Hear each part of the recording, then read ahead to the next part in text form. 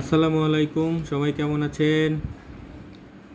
আমাদের আজকের লাঞ্চ করতে যাচ্ছি। আমরা এখনও লাঞ্চ করি নাই, লাঞ্চ রেডি আছে। আমার বাবুর আম্মু আমাদের জন্য কি লাঞ্চ রান্না করেছে আজকে সেটাই দেখাবো। আপনারা দেখতে পাচ্ছেন, এটি হচ্ছে, বলুন তো কি এটি? তুমি কি জানো মেহজাবিন যারা? এটা কি কি এটা?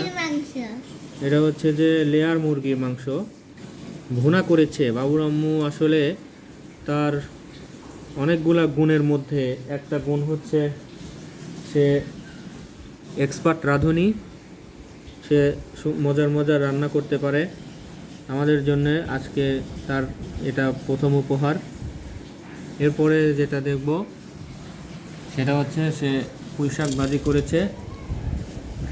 পুঁইশাক ভাজিটাও দারুণ হয়েছে মনে হচ্ছে, খেলে বোঝা যাবে। তারপরে এটা হচ্ছে ডাউল, না? এটা হচ্ছে পাতলা ডাউল রান্না করেছে, অবশ্যই একটু ঘন করে রান্না করেছে, মসুরের ডাল।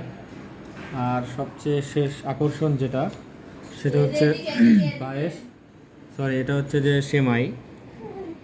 আমাদের ঢাকা শহরে আসলে গরুর দুধ সরাসরি পাওয়াটা যদিও অনেকে কঠিন মনে করেন, কিন্তু আমাদের বাসার পাশেই গরুর খামার থাকার কারণে আমরা এখান থেকে দেশি গরুর দুধ, খাঁটি গরুর দুধ আমরা নিয়ে এটা খাবারের জন্য ব্যবহার করি। এবং সেই দুধ দিয়েই সেমাই রান্না করা হয়েছে, লাস্তা সেমাই। দেখে মনে হচ্ছে এখনই খেয়ে ফেলি, কিন্তু সবাই এখনও খাওয়ার জন্য প্রস্তুত না, তাই ওয়েট করা ছাড়া আর কোনো উপায় নেই।